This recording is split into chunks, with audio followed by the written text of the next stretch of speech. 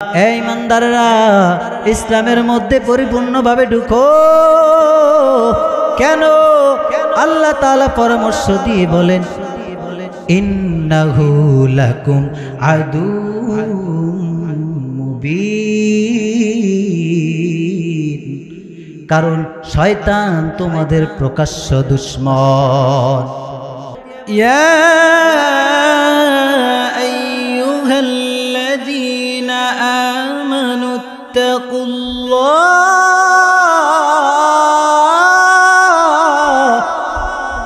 ইয়া আইয়ুহাল্লাযীনা আমানুত্তাকুল্লাহ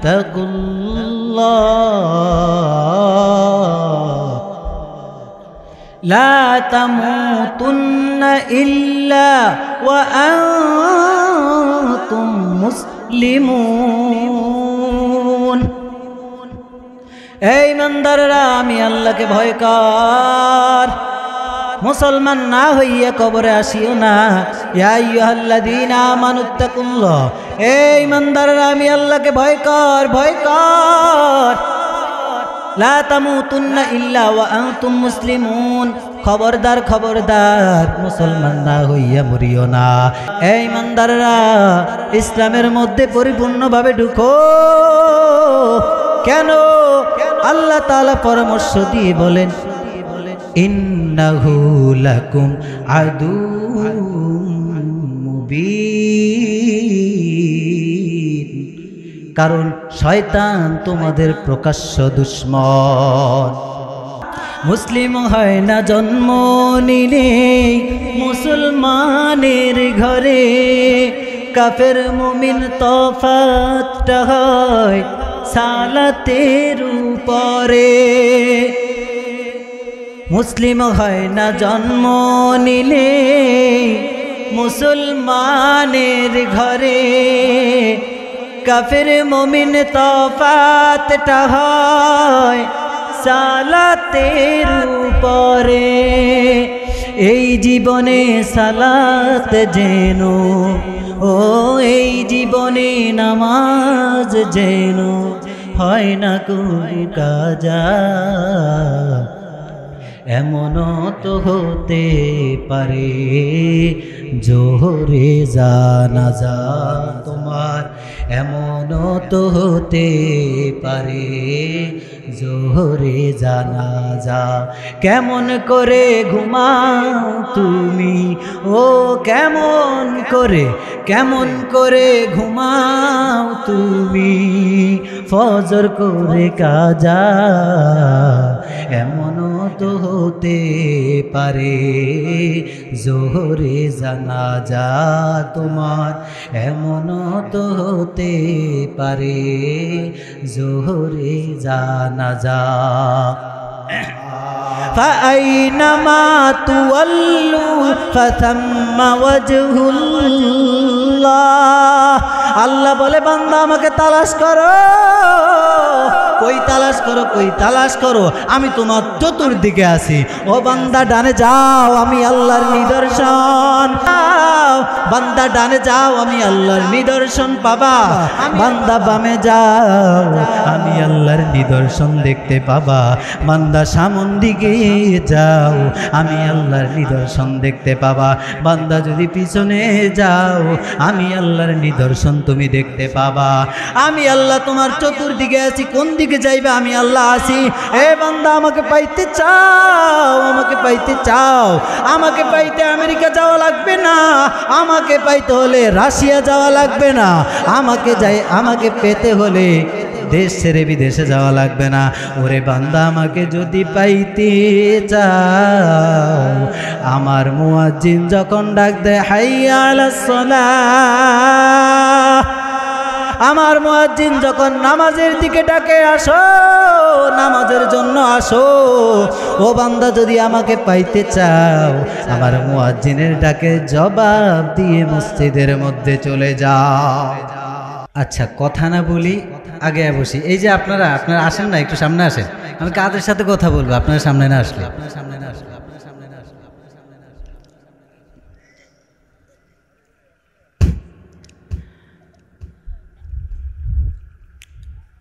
الحمد لله الذي جعل الشمس والقمر بحسبان والنجم والشجر يسجدان وفضل زمانا على زمان كما فضل مكانا على مكان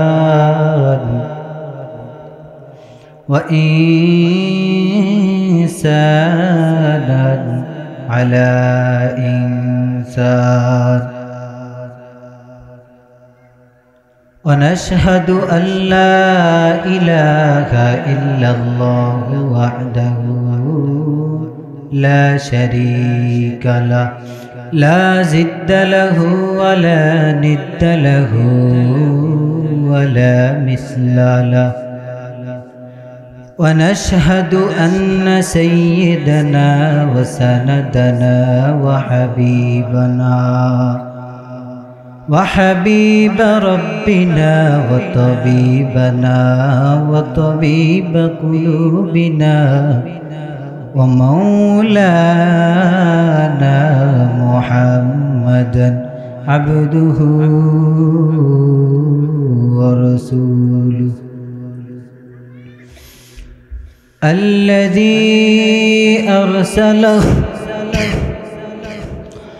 الذي أرسله الله تعالى بالحق بشيرا ونذيرا وداعيا إلى الله بإذنه وسراجا منيرا أما بعد فأعوذ بالله من الشيطان الرجيم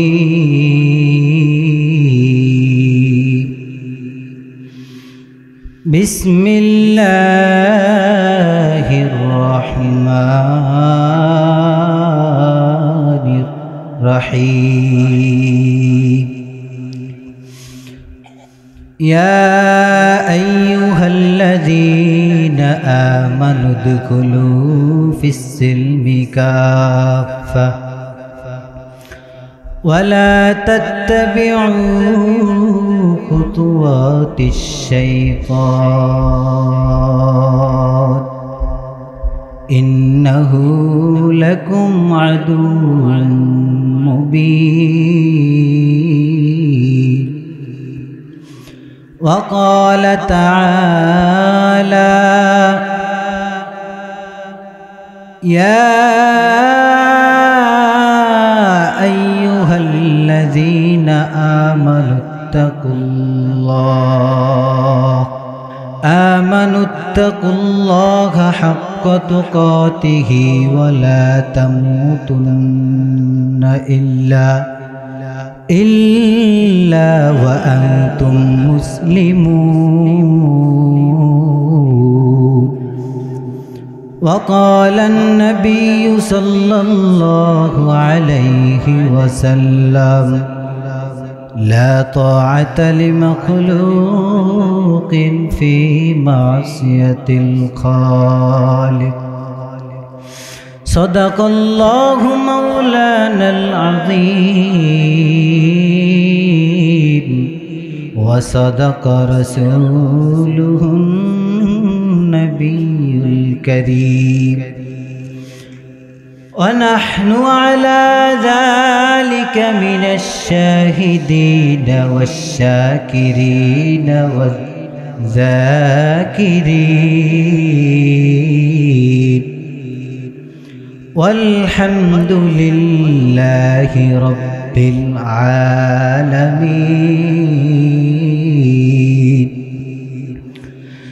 اللهم صل على محمد وعلى آل محمد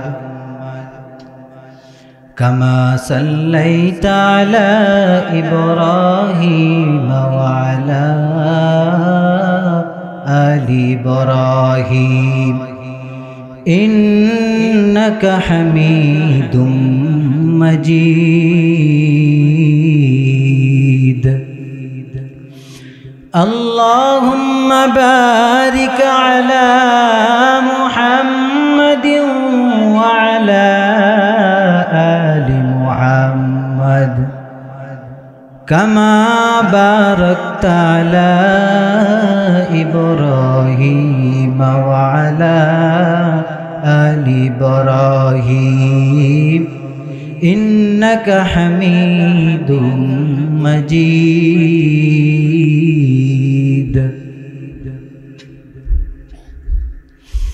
मोमिन जो फिदा नक्श कफी पैरवी हो मोमिन जो फिदा नक्श कफी पाए नबी हो मोमिन जो फिदा नक्श कफे पाए नबी हो ज़ीर कदम आज भी आलम का खजीना हो ज़ीर कदम आज भी आलम का खजीना गर सुन्नत नबवी की करे पैरवी उम्मत गर सुन्नत नबवी की करे पैरवी उम्मत तूफ़ान से निकल जाएगा फिर इसका सफीना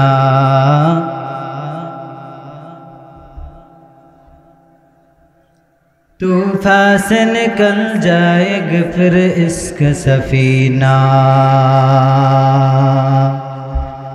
ला इलाहा इल्लल्लाह ला इलाहा इल्लल्लाह ला इलाहा इल्लल्लाह ला इलाहा इल्लल्लाह ला इलाहा इल्लल्लाह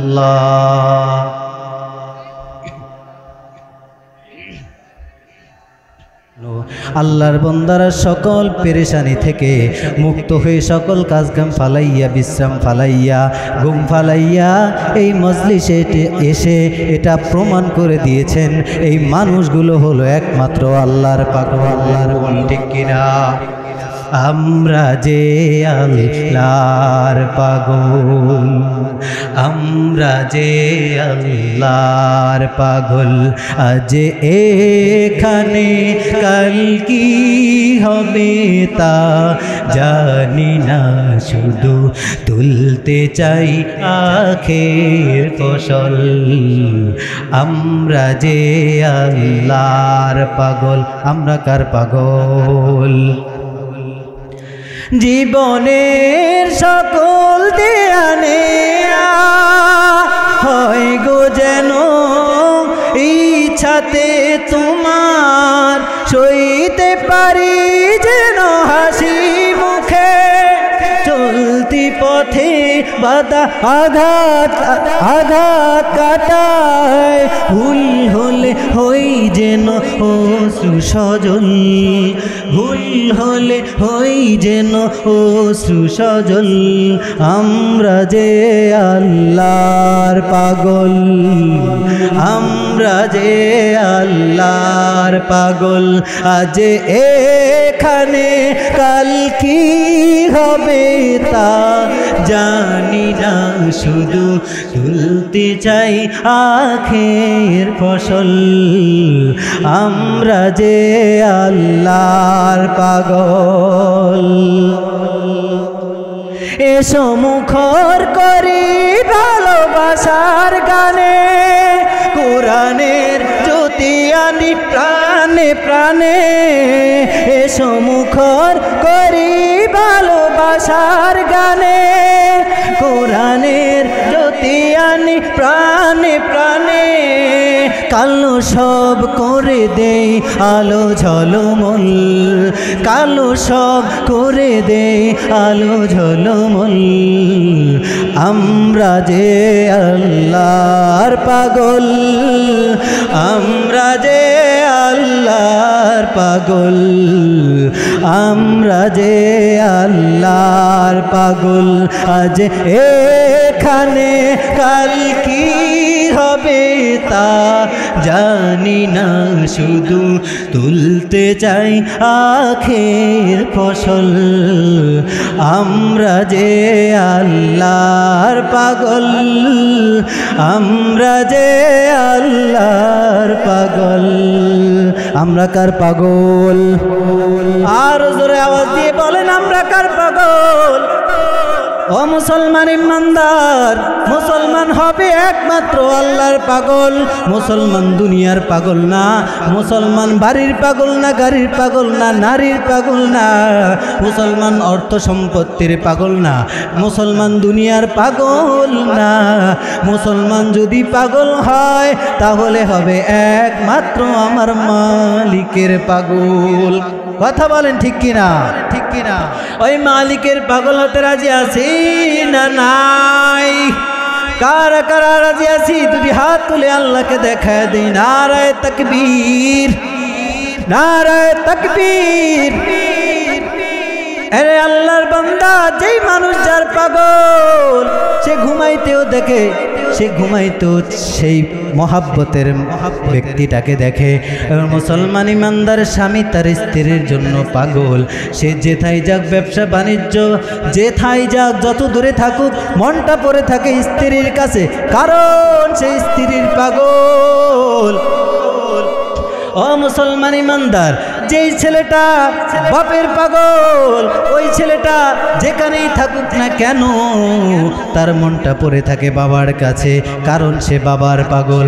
যেই সন্তানটা মায়ের পাগল, ওই সন্তান পৃথিবীর যে স্থানে থাকুক না কেন ওর মনটা থাকে মায়ের কাছে, কারণ ওই সন্তান হলো মায়ের পাগল।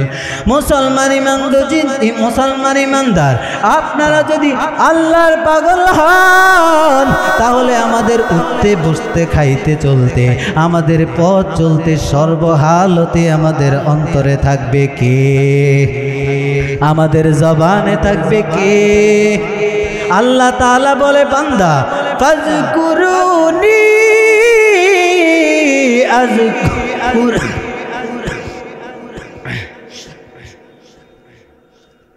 রং চার ব্যবস্থা করে নেই। ফাযকুরুনি আযকুরকুম ওয়াশকুরুলি ওয়ালা তাকফুরুন। আল্লাহ বলে, বান্দা আমাকে ডাকো, আমি তোমাদের ডাকে সাড়া দিব। ও বান্দা আমাকে ভালোবাসো, আমি আল্লাহ তোমাদেরকে বড় ভালোবাসবো। কেমন ভালোবাসবেন? আল্লাহ বলে, আমার কোনো বান্দা যদি আমার দিকে হাঁটা শুরু করে দেয়, আমি আল্লাহর রহমত ওই বান্দার দিকে দৌড়ানো শুরু করে দেয়। আল্লাহর বান্দা, যেই আল্লাহর বান্দা আল্লাহর বড় আশিক, আল্লাহর বড় পাগল, ওই বান্দা হাঁটতে চলতে তালাশ করে আমার আল্লাহরে কই পাই, আমার মালিক রে কোথায় গেলে আমি পাই। বান্দা খাবার খাইতে বসে বলে, এই খাবার তো আমার কৃতিত্ব না, এই খাবার খাওয়াচ্ছেন আমাকে আমার মালিক, কিন্তু আমার সেই মালিক কই, আমার মালিককে আমি কোথায় পাই। ওরে বান্দা, বান্দা হাঁটতেছে, হাঁটার মধ্যেও চিন্তা করে, এই হাঁটার শক্তি তো আমার ছিল না, এই হাঁটার শক্তি দিলেন আমার আল্লাহ, কিন্তু আমার আল্লাহ কই, আমার আল্লাহকে আমি কিভাবে পাই। বান্দা ঘুমাইতে যায়, ঠিক মতো ঘুমাইতে পারে না, কেন? ওরে আমি আল্লাহ, আমি আল্লাহর বান্দা, আল্লাহ আমাকে এত নেয়ামত দিয়েছেন, ওই আল্লাহকে তো আমি চিনলাম না, আল্লাহকে কই পাই। বান্দা হাঁটতে চলতে খাইতে হাঁটতে চলতে উঠতে বসতে সর্বহালতে খোঁজে আমার মালিক কই, আমার মালিক কই। আমার আল্লাহ বলে বান্দা আমাকে খোঁজো, বান্দা আমাকে খোঁজো, আমি আল্লাহ কই জানো। আল্লাহ বলে ফাইন্নী করিব, আমি আল্লাহ তোমার বড় অতি নিকটে। ও আল্লাহ আপনি কত নিকটে, কত নিকটে। আল্লাহ বলে জানো আমি আল্লাহ তোমাদের কত নিকটে।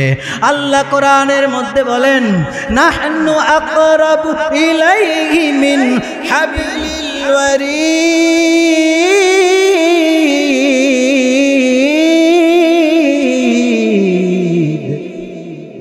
আল্লাহ তাআলা বলেন নাহনু আকরাবু ইলাইহি মিন হাবিলিল ওয়ারিদ। ও বান্দা আমাকে তালাশ করো, আমি তোমার নিকটে, কত নিকটে। আল্লাহ বলে তোমার ঘাড়ের সারগেরও অতি নিকটে আমি আল্লাহ। ফাআইনামা তুওয়াল্লু ফাথাম্মা ওয়াজহুল্লাহ। আল্লাহ বলে বান্দা আমাকে তালাশ করো, কই তালাশ করো, কই তালাশ করো, আমি তোমার চতুর্দিকে আছি। ও বান্দা ডানে যাও, আমি আল্লাহর নিদর্শন। বান্দা ডানে যাও, আমি আল্লাহর নিদর্শন পাবা, আমি আল্লাহর নিদর্শন দেখতে পাবা। বান্দা বামে যাও, আমি আল্লাহর নিদর্শন দেখতে পাবা। বান্দা সামন দিকে যাও, আমি আল্লাহর নিদর্শন দেখতে পাবা।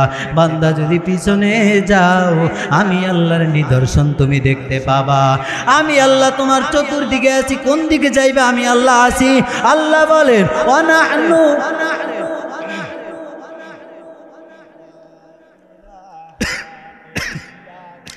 আল্লাহ তাআলা বলেন নাহনু আকরাবু ইলাইহি মিন হাবলিল ওয়ারিদ। আমি আল্লাহ তোমার নিকটে, কত নিকটে। ফাআইনামা তুওয়াল্লু ফাসাম্মা ওয়াজহুল্লাহ। বান্দা আমি তোমার চতুর্দিকে বিরাজমান। ডানে তাকাইবা আমি আল্লাহকে দেখতে পাবা, বামে তাকাইবা আমি আল্লাহকে দেখতে পাবা। সামনে যাইবা আমি আল্লাহর নিদর্শন, বা পিছনে যাইবা আমি আল্লাহর নিদর্শন। এ বান্দা আমাকে পাইতে চাও, আমাকে পাইতে চাও, আমাকে পাইতে আমেরিকা যাওয়া লাগবে না, আমাকে পাইতে হলে রাশিয়া যাওয়া লাগবে না, আমাকে পেতে হলে দেশ ছেড়ে বিদেশে যাওয়া লাগবে না। ওরে বান্দা আমাকে যদি পাইতে চাও, আমার মুয়াজ্জিন যখন ডাক দেয় হাইয়া আলাস সালাহ, আমার মুয়াজ্জিন যখন নামাজের দিকে ডাকে আসো, নামাজের জন্য আসো। ও বান্দা যদি আমাকে পাইতে চাও, আমার মুয়াজ্জিনের ডাকে জবাব দিয়ে মসজিদের মধ্যে চলে যাও। ও বান্দা যদি আমাকে পাইতে চাও, বাহির রাষ্ট্রে যাওয়া লাগবে না। আরে বান্দা আমেরিকা যাওয়া লাগবে না, রাশিয়া যাওয়া লাগবে না, কোথাও যাওয়া লাগবে না। আমি আল্লাহকে যদি পাইতে চাও, এ বান্দা রাতের গভীরে আরামের ঘুমটাকে ফালাইয়া জাগ্রত হও। এই বান্দা জাগ্রত হওয়ার পর উত্তম রূপে উজু বানাইয়া যাই নামাজটা বিছাইয়া 2 রাকাত নামাজে দাঁড়াইয়া যাও, 2 রাকাত তাহাজ্জুদ নামাজে দাঁড়াইয়া যাও, 2 রাকাত তাহাজ্জুদ নামাজ পড়িয়া নিজের গুনাহগুলোকে স্মরণ করিয়া, এরে বান্দা 2টি হাত আমি আল্লাহর দরবারে উঠাইয়া দিয়া, আমি আল্লাহর দরবার 2টি হাত উঠাইয়া দিয়া চোখের পানিটাকে ছেড়ে দিয়া আমি আল্লাহকে আল্লাহ বলে ডাক দেও আর বলো আল্লাহ গুনাহ করে জীবনটারে নাপাক বানাইলাম রে আল্লাহ, শয়তানের ধোকায় পড়ে গুনাহ করেছি গো মালিক, আপনি আমার রব, আপনি আমার সব, আপনি আমাকে খাওয়ান, আপনি আমাকে পড়ান, অথচ আমি বান্দা সেই মহান রব আপনার সাথে নাফরমানি করিয়া আপনাকেই ভুলে গেলাম।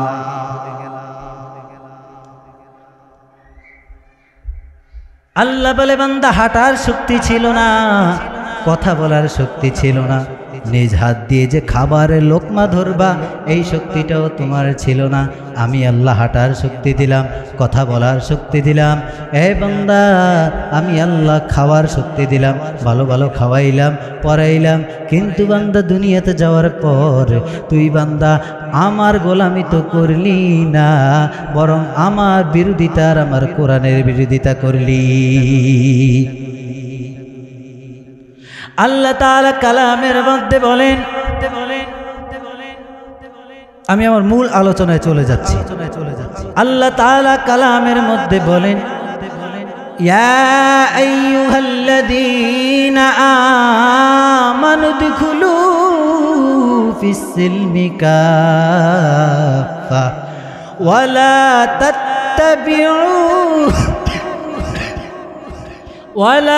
তাত্তাবিউ খুতুওয়াতিশ শাইতান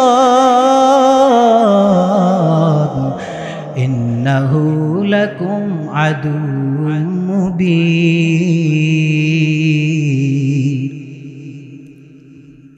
আল্লাহ তাআলা কোরআনের মধ্যে বলেন, ইয়া আইয়ুহাল্লাযীনা আমানু দুখুলু ফিস-সিলমি কাফা। ইয়া আইয়ুহাল্লাযীনা আমানু, হে ঈমানদাররা। আল্লাহ ডাক দিলেন কাদেরকে? ঈমানদারদেরকে। কথা বলতে হবে, আপনারা কথা না বললে আমি আলোচনা সুন্দরভাবে করতে পারবো না। আল্লাহ ডাক দিলেন কাদেরকে? ঈমানদারদেরকে। ইয়া আইয়ুহাল্লাযীনা আমানু, হে ঈমানদাররা, উদখুলু ফিস-সিলমি কাফা। তোমরা আল্লাহ তাআলা ঈমানদারদেরকে ডেকে একটা আদেশ করলেন যে তোমরা ইসলামের মধ্যে পরিপূর্ণভাবে ঢুকো। উদখুলু ফিস-সিলমি কাফা, এই ঈমানদাররা ইসলামের মধ্যে পরিপূর্ণভাবে ঢুকো। কেন? আল্লাহ তাআলা পরামর্শ দিয়ে বলেন, ইন্নাহু লাকুম আদুউম মুবিন। কারণ শয়তান তোমাদের প্রকাশ্য দুশমন। বুঝে থাকলে বলেন, আল্লাহ ডাকলেন কাদেরকে? ঈমানদারদেরকে ডেকে নির্দেশ দিলেন ইসলামের মধ্যে পরিপূর্ণ ঢুকার জন্য। মুসলমান ঈমানদার তো ইসলামের মধ্যে পরিপূর্ণ থাকারই কথা। ঈমানদার তো ইসলামের মধ্যে ঢুকে থাকারই কথা।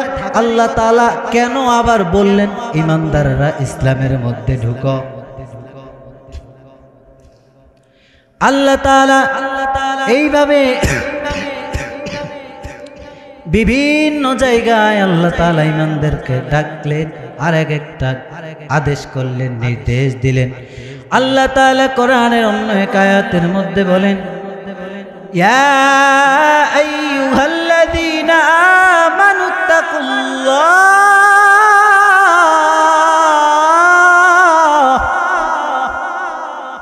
ইয়া আইয়ুহাল্লাযীনা আমানুত্তাকুল্লাহ, হে ঈমানদাররা আমি আল্লাহকে ভয় কর।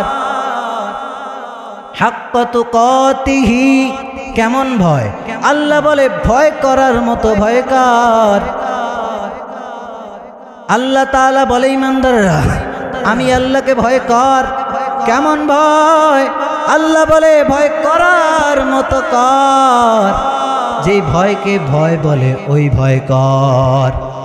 সন্তান বলে বাবাকে ভয় পায়, কিন্তু বাবার কথা শুনে না। বাবা বলে ডান দিকে, সন্তান যায় বাম দিকে। আছে না নাই? জনগণ বলে আমি পুলিশকে ভয় পাই, কিন্তু রাষ্ট্রীয় সকল আইন অমান্য করে। বলেন এটা কি ভয়? এটা কি অরিজিনালি আসলে ভয়? না না না, এটা আসলে অরিজিনাল ভয় না।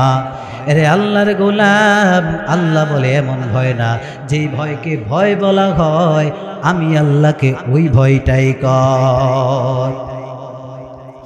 আল্লাহর বান্দারা, আমরা অনেক সময় জাদুঘরে যাই কিনা? জাদুঘরের মধ্যে সিংহ আছে না নাই? বাঘ আছে না নাই? সাপ আছে না নাই? কিন্তু আজও পর্যন্ত কোনো পেপার পত্রিকায় কোনো সংবাদ মাধ্যমে শুনতে পেরেছেন বাঘ তার খাঁচা ভেঙ্গে কোনো দর্শনিককে কোনো মানুষকে আক্রমণ করতে? এই নিউজ আজও পর্যন্ত শুনতে পারছেন কিনা? শুনতে পারেন নাই। কেন? ওই বাঘের খাঁচাটা এত মজবুতভাবে তৈরি করা হয় যেন বাঘ চাইলেই ওই খাঁচা ভেঙে মানুষকে আক্রমণ করতে না পারে, ঠিক কিনা? কিন্তু এরপরও যখন আপনারা জাদুঘরে ঢুকেন, আপনারা বলেন ওই সিংহের খাঁচার সামনে একেবারে কাছাকাছি যান কিনা? যান না। কেন? আপনি তো জানেন ওই মজবুত খাঁচা ভেঙে সিংহ আপনাকে আক্রমণ করতে পারবে না, এরপরও আপনি ওই খাঁচার একেবারে কাছাকাছি যান না। কেন যান না? বাঘের ভয়। আপনি সিংহর খাঁচার সামনাসামনি যান না, দূরত্ব বজায় রাখেন। কেন? সিংহের ভয়। সাপের খাঁচার সামনে আপনি যান না, আপনি নিজেও জানেন ওই সাপ কখনো খাঁচা ভেঙে আপনাকে ধ্বংসন করতে পারবে না, কিন্তু এরপরেও কেন যান না? এরপরেও কেন যান না? সাপের ভয়। আপনি দূরে দাঁড়িয়ে আছেন, সাপটা কাছের ভিতর থেকে ফানা বলছে, ফুস করে উঠে আপনি দূরে থাকা সত্ত্বেও লাফ দিয়ে আরো 3 হাত পিছনে যান। কেন? আপনি তো জানেন ওই সাপ খাঁচা ভেঙে আপনাকে আক্রমণ করতে পারবে না, তারপরেও কেন দূরে দাঁড়ান? তারপরেও কেন দূরে দাঁড়ান? কারণ আপনার অন্তরে সাপের ভয়। আল্লাহ বলে, ইমানদার আমি আল্লাহকে ভয় কর। কেমন ভয় করবি? করার মতো কর, যেই ভয়কে ভয় বলা হয় সেই ভয় কর। মুসলমান ইমানদার, এখন তো শীতের দিন। আমাদের এলাকায় পুষ্কুনি সেচ করে কি করে না? সেচ করা বুঝেন? মানে পুষ্কুনি হিচা আমরা যেটা বলি, পুষ্কুনি হিচে না? হ্যাঁ, পুষ্কুনি কেন হয়েছে? মাছ ধরার জন্য। মনে করেন আপনাদের এলাকায় পুষ্কুনি হিচলেন মাছ ধরার জন্য, পুষ্কুনি সেচ করা শেষ, আপনি মাছ ধরতে নামলেন, মাছ ধরতেছেন। এলাকার ইমাম সাহেব পুষ্কুনির পাড়ে দাঁড়াইয়া রইলেন। আলেম, ভালো আবেদ, ইবাদতকারী, সত্যবাদী, মানুষের আস্থাভাজন আলেম আপনার মাছ ধরা দেখতেছেন পুষ্কুনির পাশ থেকে। পক্ষান্তরে আরো একজন সাথে দাঁড়াইয়া আছে, এলাকার স্কুলের টিচার, মানুষ গড়ার কারিগর, উনি অনেক ভালো মানুষ, সৎ মানুষ। দুইটা মানুষ আপনাকে ডাক দিয়ে বলেন, আব্দুল্লাহ মাছ ধরতেছো? আমি এইমাত্র দেখলাম এই গর্তটার মধ্যে একটা শোল মাছ ঢুকেছে, বড় শোল মাছ। আপনি তো পুষ্কুনি সেচ করেছেন মাছ ধরার জন্য, আর শুনেছেন বড় শোল মাছ, লোভ কি আর সামলানো যায়? আপনি দৌড়াইয়া গেলেন গর্তের কাছে মাছটা ধরার জন্য।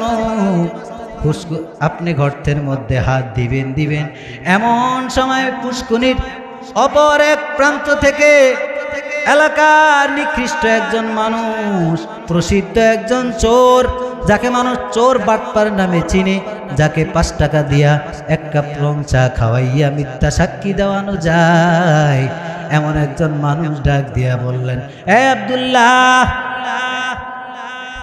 আর ওই আলেম যে বলল তোমাকে গর্তের মধ্যে মাছ ঢুকেছে, শোল মাছ ঢুকেছে, তুমি কি চোখে দেখেছো? আব্দুল্লাহ বলে, না আমি তো চোখে দেখি নাই। বলে, তাহলে তুমি কেন গর্তের মধ্যে হাত দাও? বরং আমি তো দেখেছি একটু আগে ওই গর্তের মধ্যে বিষাক্ত একটা সাপ ঢুকেছে। তোমরা তো আমার কথা বিশ্বাস করবা না, তোমরা তো আমাকে চোর বলো, বাটপার বলো, বিশ্বাস করা না করা তোমার ব্যাপার। আমি দেখলাম গর্তের মধ্যে বিষাক্ত সাপ ঢুকেছে। এবার বলেন ওই স্থানে যদি আপনি থাকেন, আপনি ওই শোল মাছ ধরার জন্য গর্তের মধ্যে হাত দিবেন কিনা? জোরে বলেন, দিবেন? কেন দিবেন না? কেন দিবেন না? এলাকার সম্মানিত মানুষ, সত্যবাদী মানুষ, আলেম, টিচার, দুইজন ভালো মানুষ আপনাকে বলল গর্তের মধ্যে শোল মাছ, বড় শোল মাছ। পক্ষান্তরে একজন চোর বাটপার মিথ্যা কথা কয়, 100 কথার মধ্যে 90টা কথা বলে মিথ্যা। ওই মানুষটা বলল গর্তের মধ্যে সাপ, এরপরেও আপনি গর্তের মধ্যে হাত দেন না। ভয় কার? ভয় কার? ভয় সাপের ভয়। সাপকে ভয় করার কারণে আপনি গর্তের মধ্যে হাত দেন না। আল্লাহ বলে বান্দা আমি আল্লাহ ওই ভয়ের কথা বলছি যেই ভয়কে ভয় বলা হয়। মুহতারাম হাজিরিন, আল্লাহ তাআলা এভাবে কোরআন কারীমের মধ্যে অন্য এক আয়াতে ডাক দিয়ে বলেন, ইয়া আইয়ুহাল্লাযীনা আমানুত্তাকুল্লাহ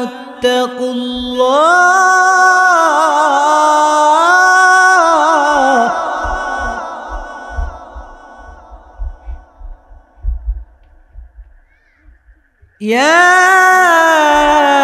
আইয়ুহাল্লাযীনা আমানুত্তাকুল্লাহ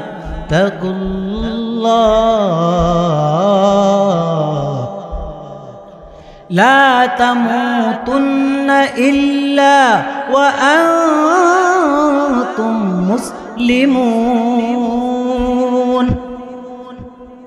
এই ইমানদাররা আমি আল্লাহকে ভয় কর, মুসলমান না হইয়া কবরে আসিও না। ইয়া আইয়ুহাল্লাযীনা আমানুত্তাকুল্লাহ, এই ইমানদাররা আমি আল্লাহকে ভয় কর, ভয় কর। লা তামুতুন্না ইল্লা ওয়া আনতুম মুসলিমুন, খবরদার খবরদার মুসলমান না হইয়া মরিও না। এ আল্লাহর গোলাম, আল্লাহ ডাক দিলেন ইমানদারদেরকে, আবার বললেন মুসলমান না হইয়া কবরে আসিও না, মৃত্যুবরণ করিও না। কারণ কি? আপনি ঈমান এনেছেন বলেই তো আপনি মুসলমান, ঠিক কিনা? ঠিক কিনা? আপনি ঈমান এনেছেন বলেই তো আপনি মুসলমান। তাহলে আপনি তো মুসলমানই। আল্লাহ তাআলা কেন বললেন এ ঈমানদারেরা, হে ঈমানদারেরা আমি আল্লাহকে ভয় কর, এরপরে কেন বললেন মুসলমান না হইয়া মরিও না? কারণ আল্লাহর বান্দা মানুষের গর্ভে জন্মগ্রহণ করলে মুসলমান হওয়া যায় না। আরে নামে মুসলমান হওয়া যায়, আসলে কাজে মুসলমান হওয়া যায় না। আপনার নামাজ নাই, রোজা নাই, হজ নাই, যাকাত নাই, পর্দা নাই, পর্দা নাই, হালাল নাই, হারাম নাই, কিছুই মানেন না, কিছুই মানেন না, অথচ বলেন আমি বড় ঈমানদার। আল্লাহ তাআলা এমন ঈমানদারকে ডেকে বললেন, আরে আল্লাহর গোলাম, মানুষের গর্ভে জন্মগ্রহণ করলে মুসলমান হওয়া যায় না, প্রকৃত মুসলমান হওয়া যায় না। মুসলিম হয় না জন্ম নিলে মুসলমানের ঘরে, কাফের মুমিন তফাৎটা হয় সালাতের উপরে। মুসলিম হয় না জন্ম নিলে মুসলমানের ঘরে, কাফের মুমিন তফাৎটা হয় সালাতের উপরে। এই জীবনে সালাত যেন, ও এই জীবনে নামাজ যেন হয় না কোনো কাজা। এমনও তো হতে পারে জোহরে জানাজা তোমার, এমনও তো হতে পারে জোহরে জানাজা। কেমন করে ঘুমাও তুমি, ও কেমন করে ঘুমাও তুমি, ফজর করে কাজা। এমনও তো হতে পারে জোহরে জানাজা তোমার, এমনও তো হতে পারে জোহরে জানাজা। বেনামাজি লাশ কবরেতে রাখিবে যখন, মাটির চাপে পাজরের হার ভাঙবে রে তখন। বেনামাজির লাশ কবরেতে রাখবে রে যখন, মাটির চাপে পাজরের হার ভাঙবে রে তখন। বিষাক্ত এই সাপের সুবল, ও ও বিষাক্ত এই সাপের সবল বেনামাজির সাজা এমনও তো হতে পারে জোহরে জানাজা তোমার এমনও তো হতে পারে জোহরে জানাজা ঘুমাও তুমি কেমন করে ঘুমাও তুমি ফজর করে কাজা এমনও তো হতে পারে জোহরে জানাজা তোমার এমনও তো হতে পারে জোহরে জানাজা কেমন করে থাকো তুমি জোহর করে কাজা কেমন করে থাকো তুমি আসর করে কাজা ও কেমন করে থাকো তুমি মাগরিব করে কাজা এমনও তো হতে পারে এশারে জানাজা তোমার এমনও তো হতে পারে এশারে জানাজা হতে পারে কি পারে না এরে আল্লাহর গোলাম কত মানুষ সারাদিন কাজ কর্ম করিয়া রাতে যখন ঘুমানোর জন্য আসলো হাজারো চিন্তা হাজারো প্ল্যান প্রোগ্রাম মাথায় সেট করিয়া আগামীকাল সকালে কি দিয়ে নাস্তা করবে ব্রেকফাস্ট করবে কি দিয়ে খাবার খাইবে আগামীকাল কোথায় কি কাজ করবে আগামীকাল কোথায় কি করবে সব কিছু মাথায় সেট করিয়া অনেক অনেক অনেক আশা আকাঙ্ক্ষা মনে নিয়া আল্লাহর বান্দা ঘুমাইয়া গেল কিন্তু ওই বান্দা জানতো না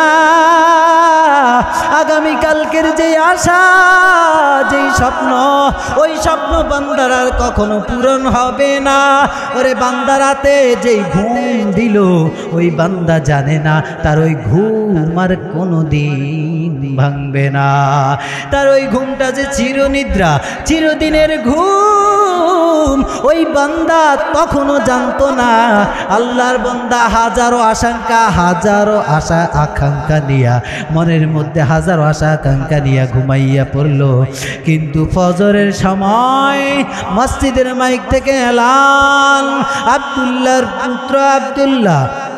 আব্দুল্লাহর পুত্র আব্দুল করিম আমাদের মাঝে আর নাই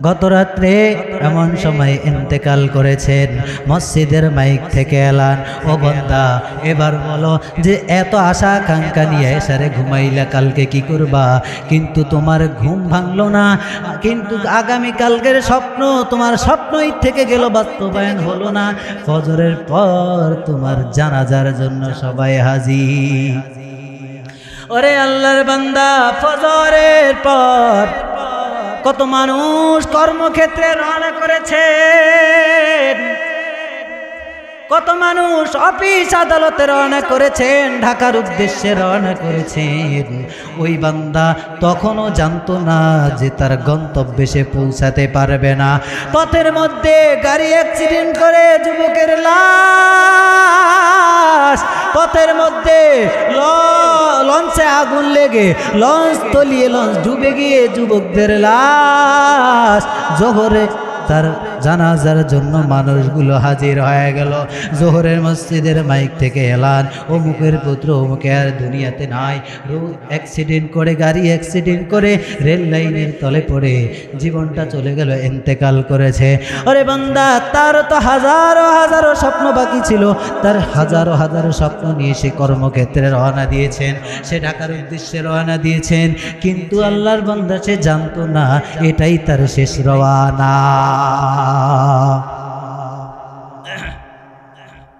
সে জানতো না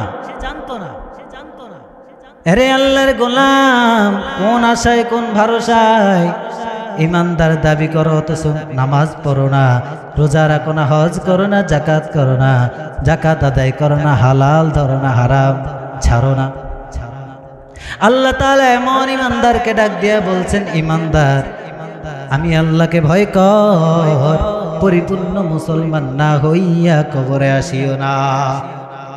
এবার আসেন আরো বিস্ময়কর কথা, আল্লাহ তাআলা কোরআনের আরেক জায়গায় আরেক আয়াতে ডাক দিয়া বলেন, ইয়া আইয়ুহাল্লাযীনা আমানু আমিনু, হে ঈমানদাররা ঈমান আন। কি বলছেন? হে ঈমানদাররা তোমরা ঈমান আনো। আচ্ছা বলেন তো, এটা কত আশ্চর্যজনক কথা না? আল্লাহ ডাকছেন কাদেরকে? ইয়া আইয়ুহাল্লাযীনা আমানু, হে ঈমানদারেরা, আমিনু তোমরা ঈমান আনো। কেন? সে তো ঈমান আনার কারণেই ঈমানদার হয়েছে আল্লাহ তাআলা। তাহলে কেন তাকে আবার বললেন ঈমানদারেরা ঈমান আনো? তাহলে বুঝতে হবে আল্লাহ কোন ঈমানদারদেরকে এখানে ডেকেছেন। আল্লাহ এমন ঈমানদারদেরকে ডেকেছেন যাদের ঈমানের মধ্যে ভেজাল। যাদের ঈমানের মধ্যে কি ভেজাল? যারা ঈমানদার কিন্তু কোরআনের পক্ষে কথা বলে না, যারা ঈমানদার তারা ইসলামের পক্ষে কথা বলে না, ওই ঈমানদার কোরআনের পক্ষে কথা বলে না, ইসলামের পক্ষে কথা বলে না, ওই ঈমানদার আল্লাহর পক্ষে কথা বলে না, ওই ঈমানদার মাদ্রাসার পক্ষে কথা বলে না, মসজিদের পক্ষে কথা বলে না, আলেম উলামাদের সাথে চলে না, আলেম উলামাকে মহব্বত করে না, আলেম উলামাদের সান্নিধ্যে যায় না। আল্লাহ তাআলা বলেন, ইয়া আইয়ুহাল্লাযীনা আমানু আমিনু, হে ঈমানদাররা ঈমান আন। আল্লাহ কেন ঈমানদারদেরকে ঈমান আনার কথা বললেন? বুঝতে হবে আল্লাহ যে ঈমানদারদেরকে ডেকেছেন ওই ঈমানদারদের ঈমানের মধ্যে ভেজাল আছে। ওই ঈমানদারদের মধ্যে কি আছে বলেন? ভেজাল আছে। ওই ঈমানদার কোরআনের পক্ষে কথা বলে না, কোরআনের জন্য কাজ করে না, আল্লাহর পক্ষে কথা বলে না, আল্লাহর কালামের পক্ষে কথা বলে না।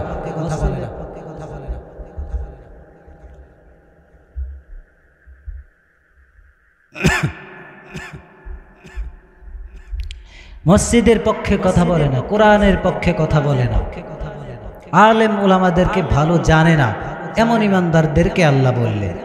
আচ্ছা আলেম উলামাদেরকে ভালোবাসার দরকার আছে না নাই? আরো জোরে বলেন, আছে না নাই? রাইসুল মুফাসসিরিন হযরত আব্দুল্লাহ ইবনে আব্বাস রাদিয়াল্লাহু তাআলা আনহু তাফসীরের কিতাবে লেখেন, যেই জামানায় কোন মানুষ আল্লাহ তাআলার প্রেরিত পয়গম্বরদেরকে দেখে বলবেন আমার বড় ভালো লাগে, আল্লাহর নবীকে আমার বড় মহব্বত লাগে, আমার বড় ভালো লাগে, আমার বড় মায়া লাগে, আল্লাহ তাআলা ওই বান্দা যদি ঈমানদার নাও হয়, বেঈমানও যদি হয়, আল্লাহর পয়গম্বরকে ভালোবাসার কারণে, আল্লাহর পয়গম্বরকে মায়া করার কারণে, মহব্বত করার কারণে আল্লাহ তাআলা তাকে দৌলতে ঈমান দান করিয়া মৃত্যু দান করিবে। রাইসুল মুফাসসিরিন আরো বলেন যে যেই জামানায় নবীগণ থাকবে না, রাসূলগণ থাকবে না, যেই জামানায় নবীরা থাকবে না, নবীদের ওয়ারিস হযরত উলামায়ে কেরাম থাকবেন, আলেম উলামা থাকবেন, হাফেজ থাকবেন, ওই জামানার কোন মানুষ যদি বলেন, ওই জামানার কোন মানুষ যদি বলেন আলেম উলামা দেখলে আমার বড় ভালো লাগে, আলেম উলামাদেরকে দেখলে আমার বড় ভালো লাগে, আলেম উলামাদেরকে দেখলে মুহাব্বত করতে মন চায়, ভালোবাসতে মন চায়, রাইসুল মুফাসসিরিন আব্দুল্লাহ ইবনে আব্বাস রাদিয়াল্লাহু তাআলা আনহু বলেন আল্লাহ তাআলা ওই বান্দাদেরকে মৃত্যুর সময় দৌলতে ঈমান, ঈমানের মতো মহা সম্পদ দান করিয়ে তারপরে মৃত্যু দান করবে। এটা হলো মাপকাঠি। এবার আপনাদের কাছে প্রশ্ন, আমরা কি উলামায়ে কেরামদেরকে মুহাব্বত করতে চাই? উলামায়ে কেরামদেরকে ভালোবাসতে চাই? এ আল্লাহর গোলাম, উলামায়ে কেরামদেরকে যদি মুহাব্বত করেন, ভালোবাসেন, উলামায়ে কেরামদের সাথে যদি থাকেন, তাহলে আমি বলি উলামায়ে কেরাম যদি আজকে ঘোষণা দেয় যে আগামীর বাংলাদেশে কোনো তন্ত্রমন্ত্র চলবে না, আগামীর বাংলাদেশের রাষ্ট্রীয় ক্ষমতায় কোনো গুন্ডা, লুচ্চা, বদমাশ, চাপাবাজ আর বাটপার যাইতে পারবে না। কথা বলেন, উলামায়ে কেরামদের সাথে একমত আছি তো আমরা সবাই? উলামায়ে কেরাম যদি বলেন আগামী, আমরা ওর পিছনে অনেক দেখেছি, কেউ 17 বছর খেয়েছে, কেউ 15 বছর খেয়েছে, কেউ 5 বছর, কেউ 7 বছর, অনেককে আমরা দেখেছি, কিন্তু ফলাফল শূন্য। এই দেশটা বারবার 5 বারের মতো বিশ্বের দরবারে চোরের খাতায় চ্যাম্পিয়ন হয়েছে। কথা বলেন ঠিক কিনা? আমরা অনেককে দেখেছি, কিন্তু উলামায়ে কেরাম যদি এবার ঐক্যবদ্ধ হয়ে ডাক দেন, উলামায়ে কেরাম যদি সাধারণ মুসলমানদেরকে, আপনাদেরকে ডাক দেন যে এবার আর তন্ত্রমন্ত্র চলবে না, এবারের বাংলাদেশ হবে কোরআনের বাংলাদেশ, এবারের বাংলাদেশ হবে ইসলামের বাংলাদেশ, এবারের বাংলাদেশ হবে ইসলামপন্থীদের বাংলাদেশ, তাহলে কথা বলেন কোরআনের পক্ষে আমরা সকলে ভোট দিতে রাজি আছি কি নাই? উলামায়ে কেরামদের পক্ষে আছি তো আমরা সবাই? সকলে আছি তো? নারায়ে তাকবীর, নারায়ে তাকবীর। উলামায়ে কেরামদের সাথে থাকবেন। আজকে দেখেন না, মাত্র উলামায়ে কেরামদের এক দলের প্রধানরা আরেক দলের সাথে একটু সাক্ষাৎ করে, এতেই অনেকের ঘুম হারাম হয়ে গেছে। ব্যাপার কি? আবার ফতুয়া দেয়, নতুন মুফতি বের হয়েছে, ফতুয়া দেয় কোরআনের সাথে রাজনীতির সাথে কোনো সম্পর্ক নাই। আহা, কি সুন্দর কথা! অথচ জীবনে মাদ্রাসার বারান্দা দিয়েও হাঁটে নাই, ঠিক মতো অজুও জানে না, ঠিক মতো নামাজ তো পড়েই না, বরঞ্চ সূরা ফাতিহা বলতে গেলে অজু ভাঙ্গে 7 বার। সে ফতুয়া দেয় কোরআনের সাথে রাজনীতির সাথে কোনো সম্পর্ক নাই। মনে রাখবেন, এরা চূড়ান্ত পর্যায়ে বাটপার। কথা বলেন ঠিক কিনা? এরা ক্ষমতার লোভে যেটা ইচ্ছা সেটাই করতে পারে। এরা মূলত ইসলামপন্থী কেউ না, ইসলামকে ভালোবাসে না, এরা কোরআনের শাসন চায় না, এরা চায় নিজেদের পেট ভরা। আমরা ইতিপূর্বে অনেককে দেখেছি, হ্যাঁ, কত প্রতিশ্রুতি, এই দিমু সেই দিমু, কিন্তু দেখা যায় কি ফলাফল শূন্য। দেওয়ার তো কথাই নেই, আরো আমাদের পকেট কেটে নেয়। ঠিক কিনা? কেউ দিল না, সবাই নিল, আমরা যে কুলুর বলদ, সারা বছর নেই না খবর, নির্বাচনে খুব দরদ। ঠিক কিনা?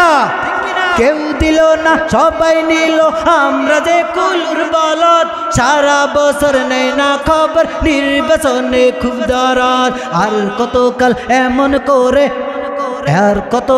এমন করে মোদের জীবন করব শেষ, দেখতে দেখতে গোল্লাই গেল আমার সোনার বাংলাদেশ, দেখতে দেখতে গোল্লাই গেল আমার সোনার বাংলাদেশ।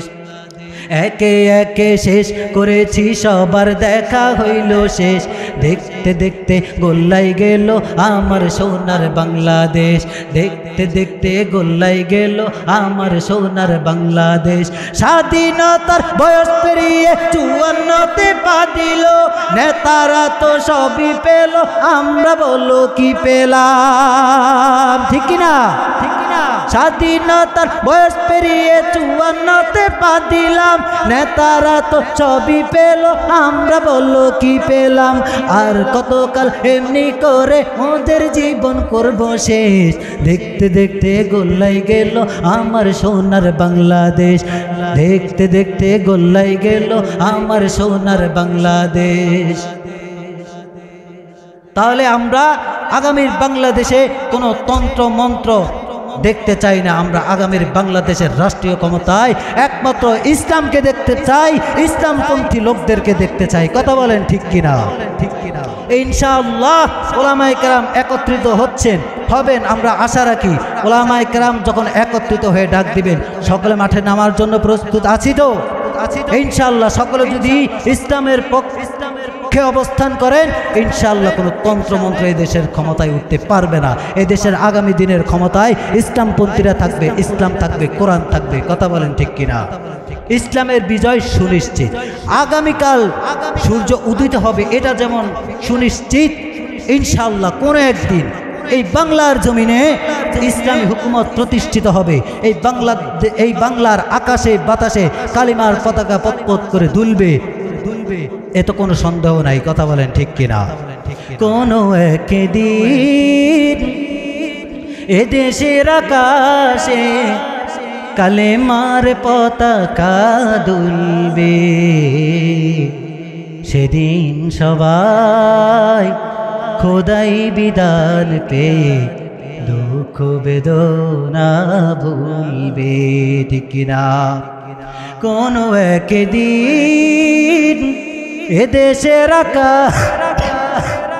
এদেশের আকাশে কালেমার পতাকা দুলবে, সেদিন সবাই খোদাই বিধান পেয়ে দুঃখ বেদনা ভুলবে, সেদিন সবাই খোদাই বিধান পেয়ে দুঃখ বেদনা ভুলবে।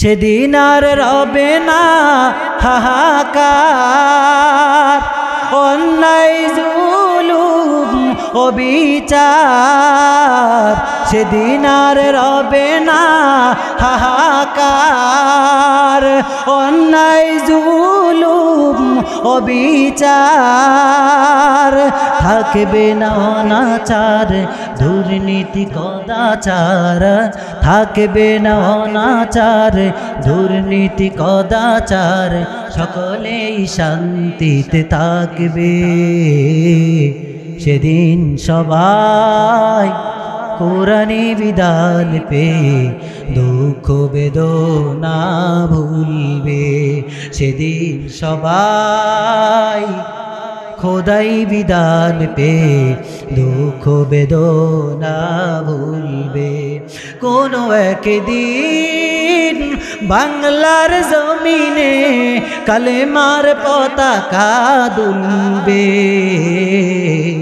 সেদিন সবাই কোরআনি শাসন পেয়ে দুঃখ বেদনা ভুলবে, সেদিন সবাই কোরআনি শাসন পেয়ে দুঃখ বেদনা ভুলবে। একাকী নিরমণি নির্জনে হেঁটে যাবে, কোনো জন কটু কথা কবে না, কোনো দিন পথে ঘাটে সম্পদের মুহে খুনার রাহাজারি রবে না। একাকী নিরমণি নির্জনে হেঁটে যাবে, কোনো জন কটু কথা কবে না,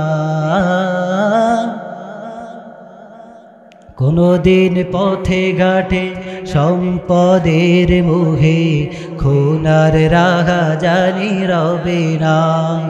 সেই দিন আর নয় বেশি দূরে, সেই দিন আর নয় বেশি দূরে, আর কিছু পথ গেলে মিলবে, সেদিন সবাই খোদাই বিধান পেয়ে দুঃখ বেদনা ভুলবে, সেদিন সবাই কোরআনি শাসন পেয়ে দুঃখ বেদনা ভুলবে। কোনো একদিন বাংলার জমিনে কালেমার পতাকা দুলবে, সেদিন সবাই কোরআনি শাসন পেয়ে দুঃখ বেদনা ভুলবে, সেদিন সবাই কোরআনি শাসন পেয়ে দুঃখ বেদনা ভুলবে, ঠিক কিনা? এই ইমানদাররা ইসলামের মধ্যে পরিপূর্ণভাবে ঢুকো। কেন? আল্লাহ তাআলা পরামর্শ দিয়ে বলেন, ইন্নাহু লাকুম আদুউম মুবিন, কারণ শয়তান তোমাদের প্রকাশ্য দুশমন।